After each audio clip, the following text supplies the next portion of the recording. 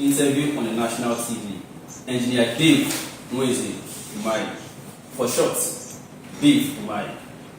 On the morning of Sunday, 8th March 2026, I received a WhatsApp message from a number that was not saved in my contacts. The person later introduced himself as the HMW, that is the Honorable Minister of Works.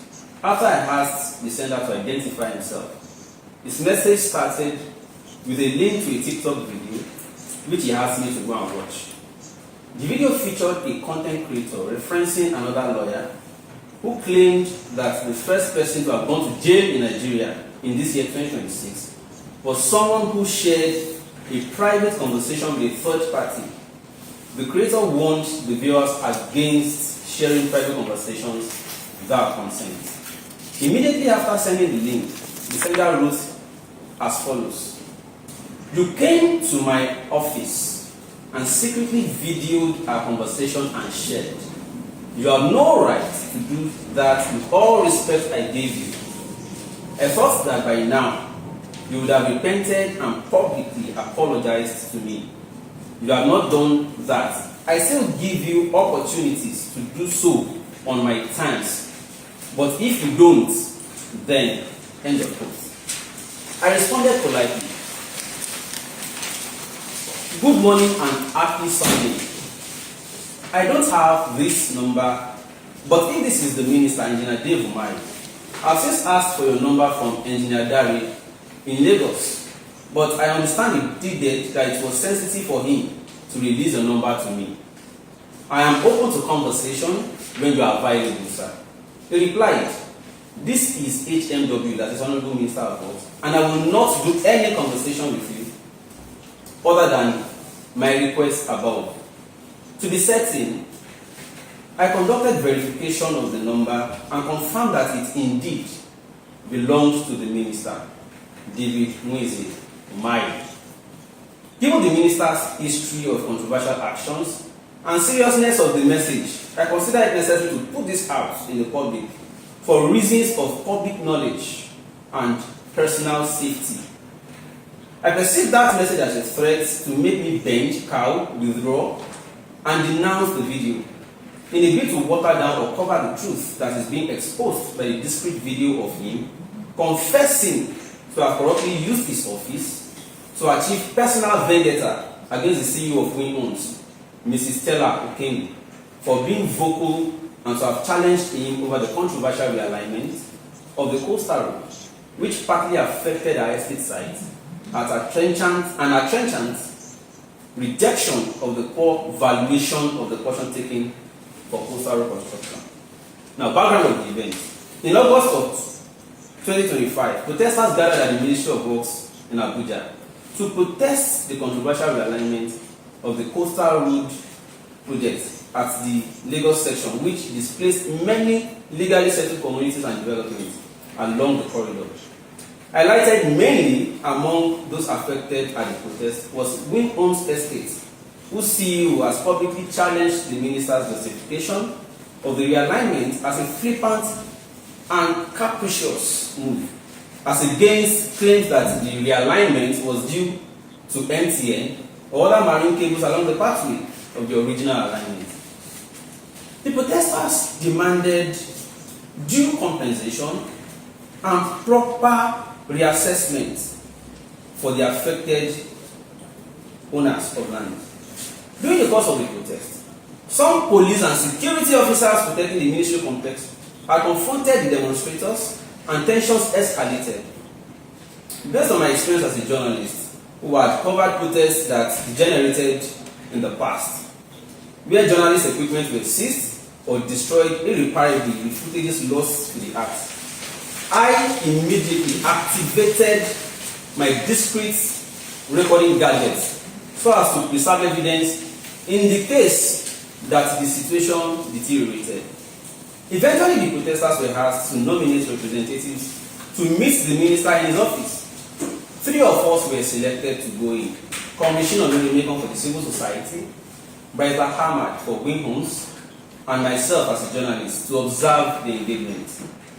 During the meeting, the minister's first utterance was to boast, "I'm a dangerous man."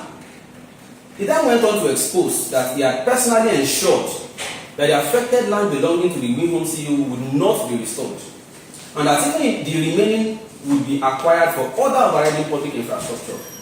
He said, in fact, that he has decided that the remaining land is where he is going to put the toll gates. The delegates appealed to him to reconsider.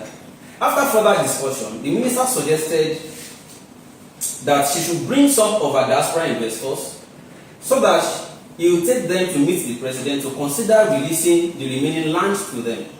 He welcomed the delegates, and the meeting ended on what appeared to be a positive note. When the woman had this feedback, she made a video thanking the minister and the president for willingness to consider a resolution.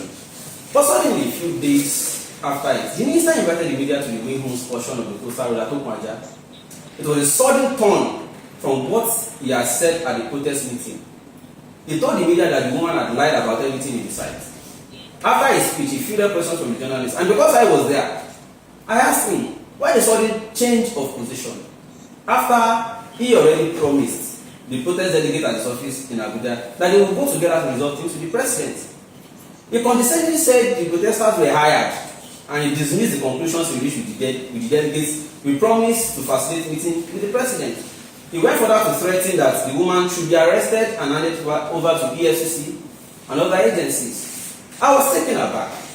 The woman had contacted me to check if the delegates had misrepresented what the minister said at the meeting.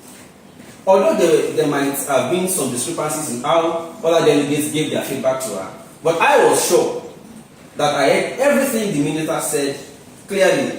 Then I remembered that the district recorder on the protest day was still recording throughout the meeting. I quickly reached for it to see if the entire meeting was indeed captured and fetched the footages from there, to enable her to listen to it by herself. At least I wouldn't appear as a liar on the delegates who were in the meeting with the minister. Many days later, the woman started sharing parts of the video to vindicate her position that the minister was on a personal mission to frustrate her. I've personally not shared any single part of the video on my page because it wasn't my intention to use it to malign or embarrass the minister or anyone. Why am I speaking out? As a journalist, my responsibility is to document facts and expose the truth, particularly when public officials contradict themselves. While it was never my intention to embarrass the minister or publish the recordings, however, given the threatening message I have received from him combined with other disturbing reports, it is necessary to disclose the events publicly. Reports from the minister's time as governor of Ebonyi State, including the alleged disappearance of engineers who disagreed with him, and how a woman was seized from Lagos and ported to Abuja in oppressive style for challenging the minister, among others, curious tales, have raised legitimate concerns. I have also received intelligence advising me to immediately break my SIM and change my device because my lines and device were likely being tracked through my phone's IMEI. Days later that I took that step, as suggested, and I suppose the tracking chain had likely broken, the minister's direct message containing the threat then came. The message threatens jail if no apology is offered on his stance for passing evidence of his confession to the woman. I remember the minister boasting about himself as a dangerous man, although I had thought at first that he was just being sarcastic. But I later confirmed the same day, before we left the meeting, that Umahi is not the one to joke with. I remember vividly that some of the demands at the protest and the meeting was for release of certain young man who was working at the site of Win Homes. His name we were told is Obanla. Obanla had disappeared mysteriously from the site of Win Homes while the controversial realignment was being challenged. The minister had reportedly said nobody should be seen walking on sites along the corridor without his express permission. It was hinted then that Obanla was taken by soldiers on order of the minister, and we are not seeing it since then. But the delegates pleaded with the minister that the meeting for release of the missing boy. The minister leaned over and whispered to the PAMSEC. He told the PAMSEC to call Mrs. Koile Tesha, that is the then controller of works in Lagos, to check for the boy Obanla in any of the facilities where people were being locked up. To my surprise, after that order was given. The next day, I got a call that Bala was now released after the minister gave order at that meeting just the previous day. But that he was looking too emaciated that the contact would not allow me to see him. The contact said Bala was too traumatized to be presented to public in the condition he was found. He preferred to quietly treat him and reunite him with his family. What next? Rising from this press conference, I shall now upload other parts, especially where the minister made the promise to take diaspora investors to meet the president and resolve the matter, as against when he denied it in a sudden twist while conducting journalists around the site days later after the protest meeting which took place at his office. It is the least I can do as a journalist to help bring truth and sanity whenever there is a confusion or contradiction, and I'm privileged to be in possession of useful information or evidence that can help clear doubts or confusions. Security notice. I call for public protection by all well-meaning Nigerians and international communities. Please always check up on me from this moment. Here do I walk through the value of uncertainties.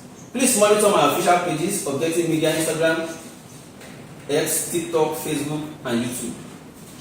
If I stop posting for more than 48 hours without explanation, and there is no national or nationwide network disruption, I urge the public to immediately raise concerns and investigate my safety. I remain unbowed and committed to truth and justice. Final statement. As of today, 12 March 2026, I'm in good health. I have no suicidal thoughts. I'm in good standing with my family and colleagues. I have no business dispute or debt with anyone that would justify dreadful hunt or harm against me. Therefore, if anything happens to me, please look no further. Engineer David Umahi, the Minister of Works, who has declared himself a dangerous man, should be held responsible. I remain committed to truth, justice, and protection of press freedom. Thank you very much.